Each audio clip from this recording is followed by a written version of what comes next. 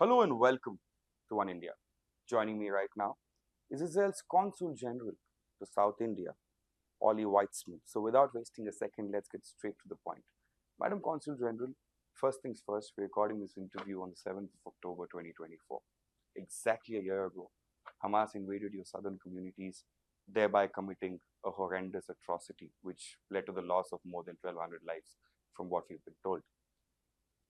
To begin with, can you please tell us as to how the lives of Israelis across the country have been impacted by this incident, and what has been the change thereafter, and do you consider this change irreversible in any way? So thank you, first of all, for having me and for understanding the delicacy of this day.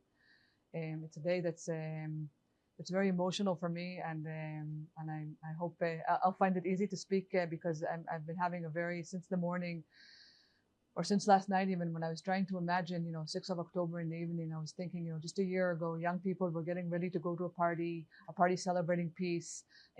Families were finishing dinners together, not realizing what was about to happen. And it sort of gave me goosebumps. And I'm since then sort of feeling it's a very difficult feeling for me all throughout the day so far. I think the 7th of October was one of the most horrible things that I've ever experienced in my life. So on a personal level, I don't live down south, luckily, but I woke up in the morning, saw that there were some missiles fired towards southern Israel, and as you know, missiles have been fired to southern Israel since 2007 on and off. So it took me a while to realize that this was something different. When suddenly a siren went off in Jerusalem, and I remember physically going to my 14-year-old son's room, pulling him out of bed and running with him to the safe room where my other children were waiting, um, and realizing that this is a new situation that we're in, that we're experiencing something bigger and than we've ever before. I was beginning to get WhatsApps from friends who were being attacked in their houses, who were telling me that there were terrorists outside the house, and something that I couldn't imagine. I think this is, like you said, the most horrific attack since World War II, since the Holocaust. And as we in Israel, as children, I remember being brought up on stories about the Holocaust, about mothers holding children and running and hiding, about fathers being shot in front of their children. And it was things that I, naturally found sad, but it was very hard to relate to because it was a long time ago and it was in a faraway place. And we felt that this could never happen to us. And suddenly we were hearing the same stories, but it was happening to us now, to people like me, to my friends, to people I know. And I think this psychologically is something that changed all of us. So many people were affected directly, and this is trauma that I can't even imagine myself. I can't begin to feel how scared they must have been when this was going on. Although we'll probably talk about that later on in the interview. But when missiles are being fired indiscriminately from Iran, you also get that very scary feeling in your heart. So I think that what we went through that day was something that will have a mark not only on the people who went through it, obviously, and the families who still have hostages in Gaza, 101 people who are still there, and we don't know what they're going through, and that I can't even begin to think about because I get distressed and can't function. So I try not to think about it as much as I can because I really can't function when I think about it too deeply. But I think also the rest of the Israeli society is affected. I see how young children are affected psychologically, but I think in a way it also brought Israel together, and it gave the true meaning of Israel again. It gave us the understanding of the true meaning and the importance of Israel. Israel was founded in 1948 after the Holocaust, when we were feeling the strongest feeling was never again. And something went wrong, and it happened. I wouldn't say it's not a Holocaust, but something terrible happened again. It reaffirmed our faith and our understanding that Israel is an important country to have. It's the most important thing that's happened to the Jewish nation, and it's something that is it's very deep rooted in our hearts, and it made us realize the importance of this and our commitment to this country because of these events. Ma'am, any personal anecdotes you'd like to share with our viewers? Because personally, I believe it's impossible to even fathom what victims might have been put through during the course of that time. Because as I believe that until and unless you felt it yourself, it's very hard to imagine or be in their shoes or feel like you're in their shoes. Any personal anecdotes you can share which can help our viewers understand things better as to what is the permanent change or the permanent scar that this incident has left on the entire nation? So again, I think I'll talk about my personal experience. So after the attacks on October 8th, when I went back into work, I mean, of course, people were going. It was a Saturday, so offices were closed. But of course, we opened, the foreign ministry opened, and people were working. And I came back to work on Sunday, the 8th of October, and I started realizing that I wasn't interacting. I felt I think survivor's guilt because I wasn't personally affected. My family were safe. My children were safe. And I felt I think kind of on a personal issues like survivor guilt. And I wanted to help more, even though what I was doing in the foreign ministry was important and the work of a diplomat is always important. But I was stationed in Israel at the time. And then I asked to work directly with the families who've been affected. So I took on a role at the ministry to try and help families of kidnapped of hostages, to try and get the world to understand what they were going through. And I went with some of the families to different places around the world. I went to mostly to Europe with a few delegations with different families. And I think for me, that was a profound experience. I mean, it's something that you can't imagine. I think I have children of my own, and I'm sure the viewers have children of their own, and you know how important it is to feel when you know that your child is home safe in bed, or if it's older children, if they go out to a party, to know that they're safely back in their house. I always have my kids text me to say that they've come in because I'm always worried about them. And you're meeting families, people who have kids the same age as my kids, and they don't know what's going on with them. And for a year, they don't know what's happening to them, if they're dead or alive, if they're being tortured or not being tortured, if they're eating or not eating. And to be with these people and to see the strength that they have to do what they can to keep fighting for them. And I don't know where they get the ability, but I then realized they have no choice. And to me, it showed something about human strength and what parenthood is, what family is, what a society is, the strength that we found within, they find within themselves. And I'm just really happy that I had the experience to see this strength that people have within them. It's something that you can't imagine that exists. So I pray every day, and I see, to many of us, it's just names, but I know the parents of the names, or the brother, or the aunt, it's real people. I think it's hard to relate if you don't actually know them. It's not just pictures or not just names. It's real people who are out there. It's people who like to play the piano, or it's people who like to go to the movies, or it's people who like to dance, or it's an annoying older brother, or it's your mother that always annoyed you before. It's real people that you have issues with, and you have relationships with, and you want them home. And that's something that I think for me, to see the human strength from within is something that I don't think I would have had a chance to see it. I hope I never have a chance to see it again. I hope for world peace and for everybody to be live a happier life. But for me, that was a really a life-changing experience for the way I see humanity and what humanity does for each other, what people that love each other can do for each other. That's possibly the hardest thing to cope with, right? Uncertainty lingering over the safety and security of your loved ones. Coming to the present day scenario, leaders from across the world are obviously piling pressure on Israel to arrive at a diplomatic solution for the entire scenario.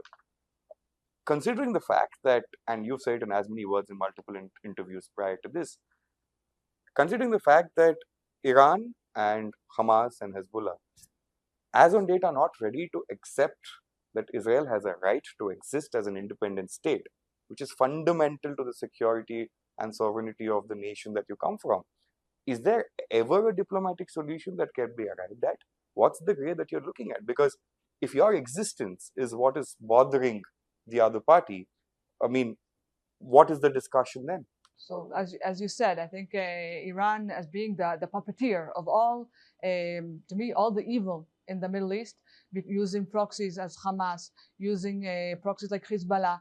And these proxies have no issue using their own people as human shields. So we see a lot of suffering on those people's behalf as well, which is it's horrifying to me.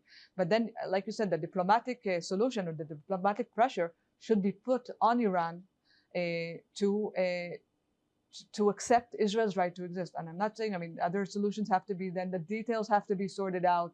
There'll be a lot of ironing to do once that happens. But the basis is to accept Israel's right to exist. And I think Iran is the rest. I'm not talking about Hezbollah and Hamas are terrorist groups. They should be eliminated. Iran is a sovereign country. The regime in Iran is a regime that promotes hate, that promotes extreme Islamism, and it's something that until they accept Israel's right to exist, there can't be a diplomatic solution because diplomacy, in its core, a solution found between countries who respect each other, even if there are differences. So I think the pressure should be put on Iran to accept the right to exist, and then we can iron out the details. But that's like the basic that happens. So if pressure should be put anywhere, it should be put on Iran, who is basically the puppeteer of this whole situation, and who've been funding terrorist groups. That's their way. That's what they do. They fund terrorism. They perpetuate terrorism, and until that's stopped, I don't see any other solution. While none can justify or support what happened on the 7th of October, there's a flip side to it, right? There's a humanitarian crisis unfolding in Gaza. Civilians in Gaza have been suffering as well for the past year or so, 365 days to be honest, considering the 7th of October right now. Any regrets on those lines? Because there are a lot of communities, there are a lot of leaders across the world who have also come out and said that Israeli operations could have been the reason why this is unfolding, and the lives of Gazans have also been endangered by certain actions taken by the state of Israel. What's your response on that? I think that it's not looking at the reality as it is. The reality is that there are terrorist groups that are using their own people as human shields. In 2005, Israel on its own decided to leave Gaza. There were no Israeli forces in Gaza in 2005. In 2007, Hamas took over, physically throwing out the Palestinian Authority people. You can actually see videos of them throwing Palestinian Authority officials from the roofs. Okay, this is the kind of people that we're dealing with. And they took over the Gaza Strip. Then they decided that their main priority is to eliminate Israel. Gaza, I remind you, there were no Israeli forces in Gaza. If the money coming into Gaza at that point was invested in infrastructure for the people, schools built, parks built, I imagine amusement parks for children, movie theaters, it could have been a heaven. It could have been it's a small place. It easily could have been up. They've got a beautiful coastline. It could have easily been built up into something very nice, very calm, full of tourism. But the Hamas chose that it wanted the money put into infrastructures, that its whole dedication was to eliminate Israel.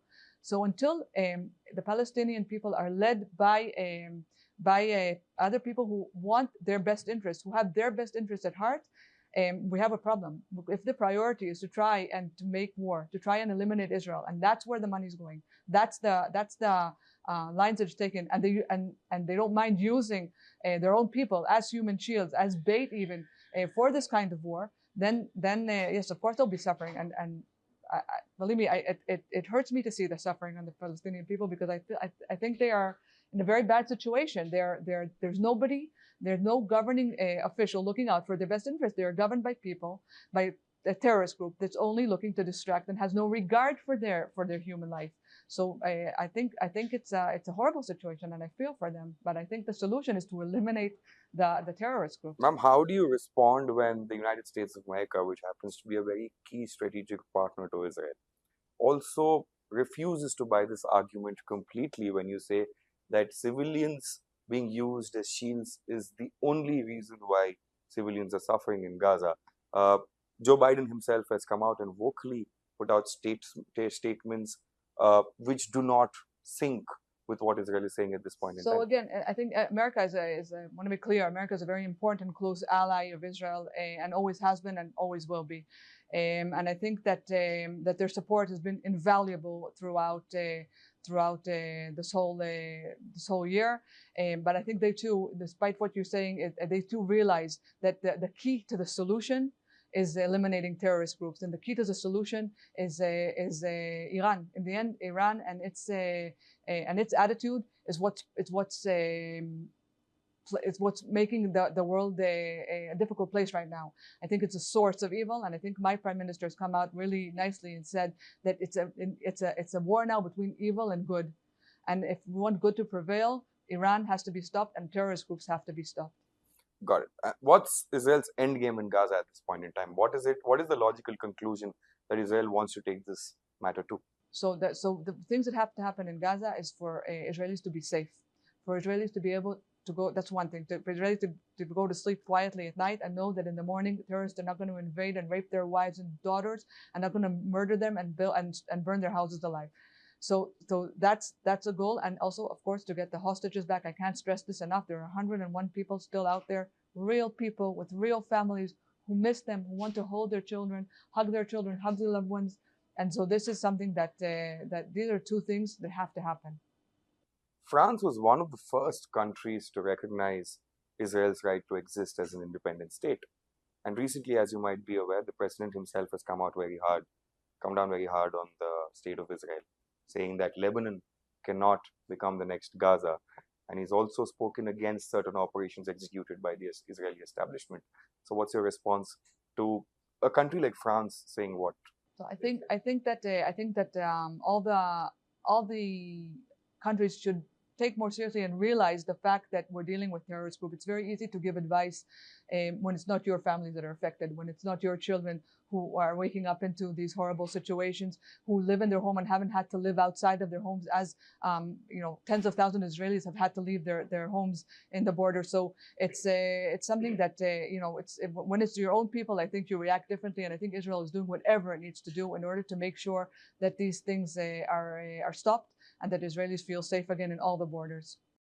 Ma'am, considering the fact that Israel is now executing ground operations or field operations in Lebanon, what is the objective in the northern side, and where does Israel hope to take this? Is it the complete because the Hezbollah chief has already been eliminated, and from what we've given to understand, an entire ring of leadership has also been eliminated. Despite that, they still sit on a cache of weapons, which can be very alarming. I get that. But what is it that Israel seeks to do over the period of the next 3 or 6 months, if you could give us any? So I think if you look at what's happening in Israel even today, you'll see that Israel is, as we're speaking, being bombarded by missiles that Hezbollah is firing from the north. So the main goal is to have peace, for Israeli citizens to live peacefully in their homes. Until that happens, Israel will have to do whatever it has to do in order to make sure that this is maintained, that there's security. Israel strives for peace, but if peace is not achievable, then security is a must. Okay, that's something that Israel will not compromise on. Now, there was a UN resolution, the UN resolution 1701, which defined that Hezbollah should be north of the Litani River. If that was implemented to begin with, we wouldn't be here today having this discussion. So I think the diplomatic way of doing it is to make sure that that's implemented. But since it wasn't implemented, and the whole area of South Lebanon is ridden with missiles that are inside the civilian communities, Israel has no choice but to make sure that this threat is eliminated and that Israel's borders are secure. Ma'am, there's two parts to my next question. There are some security analysts across the globe who claim that Israel is presently implementing the Dahia Doctrine, right? The infamous Dahia Doctrine, which essentially means bombard civilian establishments, and therefore which leads to the government establishment surrendering. The second part of my question has everything to do with the recent documentary that Al Jazeera has put out, titled, the number of times Israel has tried to silence them while they were reporting on the humanitarian crisis on the Gaza Strip. So how do you respond to each of them? Because these are serious allegations being leveled against the state. So Israel is facing sometimes more propaganda than journalism. So there are some parties that try to silence other voices that are being heard by Palestinian people themselves who are suffering from Hamas, by Lebanese people who are suffering from Hezbollah. And these voices are not always being heard because some people have an interest in showing only one-sided stories. They don't show the civilians who are being coerced to put weapons in their houses, who are forced to who are shot at, even sometimes by Hamas in Gaza when they try to run away and get to the humanitarian corridors that Israel tries to create in order to keep people safe. So this is something that Israel is facing all the time, a narrative by some people or some organizations that want to try and portray a very one-sided a situation that have an interest to try and get Israel to look as if it's trying to purposely hurt, when Israel does everything that it possibly can in order to avoid hurting civilians. And that's, I think, why we're seeing some of the things that we're seeing. The elimination of Nasrallah and various senior commanders of the Hezbollah, how has that altered the dynamics in that particular region, and where does it stand as on date? So it's the beginning of eliminating the terrorist groups. I think the fact that Nasrallah chose to unprovokedly attack Israel on the 8th of October, we were so shocked with what was happening on the 7th, and on the 8th we suddenly get rockets fired from the northern border. So this is something, and we tried. It's almost a year since Israel actually dealt with that, and so now Israel has shown that enough is enough. And this is something that will continue, and Israel will not put up with any more of this, and will do what it has to do. And I think the heads of these organizations are the most problematic people. They're the ones who lead this mentality of trying to do everything that they can to destroy Israel by using their own people. So I think it's a good step in trying to, first of all, and foremost, protect Israeli civilians and regard safety, but also to maybe try and help other people who are being used by these organizations as human shields, and to stop that as well in the like a much further goal. Is a peaceful solution to the existing conflict the only thing that Israel is looking at with respect to Lebanon, or are there any territorial ambitions that Israel is holding on to? Because these questions are being raised in international media. So Israel's end game is to have peace with everyone. However, as long as Iran doesn't accept that, and as long as Iran keeps using the northern borders, Israel will have to, again, I don't know how exactly, and I don't want to comment on operations, and I don't It'd be foolish of me to ask you to divulge those details on media, ma'am. I wouldn't do that myself. I don't know exactly how things are going to play out, but again, Israel's going to have to do what it has to do to make the borders safe. I don't think Israel has any land aspirations of Lebanon, but again, if the Lebanese army can't keep the border safe, then Israel will keep the border safe. Israel will do whatever it has to do to keep borders safe, but I can't tell you exactly what's going to be because I don't know myself. Iran's supreme leader says Israel can never eliminate Hezbollah. They're that strong in terms of capabilities, military capability, and the amount of ammunition they've stored in. How does Israel respond to that in terms of the strength or the capability that they possess to eliminate Hezbollah as well as Hamas? Let me answer this way. I have no doubt that Israel, my answer will be in two parts. I have no doubt that Israel has the capability of dealing with Hezbollah. We're a strong army, and we're fighting for our survival. We're fighting for the right cause. We are fighting for freedom. We're fighting against terrorism. So I have no doubt. On the other hand, Iran should be saying Iran has the key to disarm Hezbollah. If they think that Israel doesn't, then maybe they themselves should do it. Maybe they should start looking at disarming Hezbollah, realizing that terrorism isn't the answer, and trying to recognize Israel to have a peaceful solution. So they hold the key to that. Ma'am, energy establishments and nuclear establishments have been in the news for the past couple of weeks, as you must be aware. On one hand, the outgoing US president warns Israel against attacking any of those. On the other hand, one of the candidates running from the presidential post, Donald Trump, comes out and says that should be on the top of your list.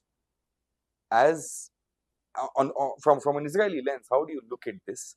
And is that even something that Israel is considering at this point in time?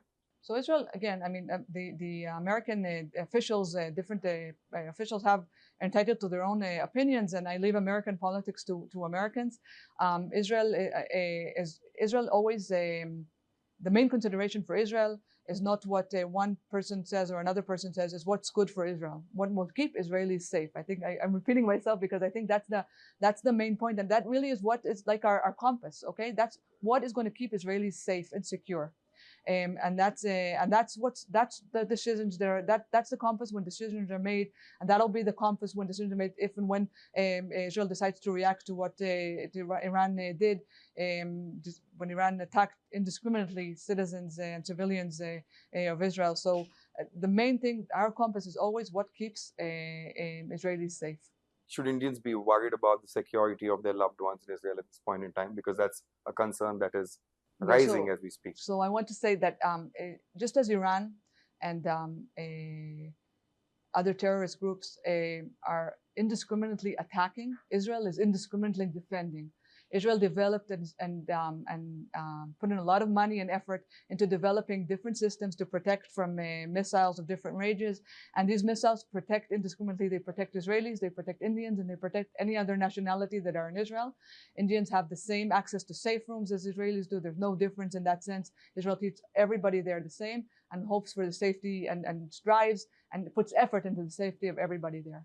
The relationship between India and Israel has been cultivated over the past few years and has only grown multiple folds, right? Both the prime ministers also share a very good relationship. Can you throw some light or shed some light on how this relationship has grown, and what sort of a role do you expect India to play in this particular scenario? So I think the friendship between India and Israel is valuable and kinship, and the ally that India has become. And it's a very, very important. I think there's cooperation going on in so many different fields. I mean, we have cooperation in fields of innovation and agriculture and water. And there's so much opportunities for relations between the country. And these opportunities are being seized. And it's beautiful to see. I think since I've been here for 2 months, and I've seen the cooperations and the opportunities that have arisen and the things that people want to do together. And I think that it's a wonderful relationship. And I really hope that it continues to grow and that Israel and India will have or keep having or growing the relationship beyond the conflict. I mean, the conflict is only a small part of Israel. Israel is so much more than that. There's so much going on, and there's so much we can learn from each other and do together. And I really hope to see that coming up in the future. Ma'am, my last question to you has two parts. One, families of hostages, how are they coping with the present scenario? And are they bound to listen to any good news anytime soon? I mean, what's the progress with respect to getting them back? Second part of the question, obviously, is with Israel mobilizing its forces and executing field operations in Lebanon, there are upwards of 60,000 people, from what reports are stating at this point in time, who've been displaced from their habitats. While you seek to rehabilitate or provide normalcy to the lives of your citizens, there are citizens of other countries also which are getting impacted at this point in time. So does Israel believe in the value of human life across borders? I mean, because that needs to be stated at this point in time. What's your response on both these? Absolutely. I think I've mentioned this before. Israel did whatever it could in order to avoid casualties, especially well, not especially now in Lebanon, before in Gaza. But the thing is that when Hezbollah hides weapons inside homes and houses, to eliminate the weapons, we have to go into these houses and take out the weapons. But Israel gave warning to all these civilians. Now we're hoping that once the area is secure and they can go back to their houses, once Hezbollah, that's why I'm saying Hezbollah is harming not only Israelis but harming Lebanese life. So once Hezbollah is out of the picture, and they can go back to living their peaceful life and have a peaceful life. If the border is safe, then the border is safe. Then they can live on one side of the border, we can live on the other side of the border, and there should be no threat. Israel, I think, values life very, very much, no matter what life it is. Unfortunately, we're dealing, like I said before, with an enemy that doesn't value life, even their own lives, even their own children. So that's why you see the difference in the way they treat things and the way we do. And we see this especially now with the first part of your question, with the families of the hostages that are yearning to get their people back. And if I had news about what would happen with the hostages, I wish I did, but unfortunately I don't. And I hope that we have good news soon. And I can only pray for a better future for everybody, for the hostages themselves, for the family of the hostages, for Israelis, and for Palestinian Lebanese people who are suffering because of the terrorist organizations which they're being held captive of. I hope that we all live peacefully in the near future. Thank you, ma'am. We all hope that peace is restored in the region. And going forward, I hope that no country, including Israel, sees a day like the 7th of October 2023 once again. Thank you so much for speaking to us. Thank you. Don't miss out. Log on to oneindia.com for more updates.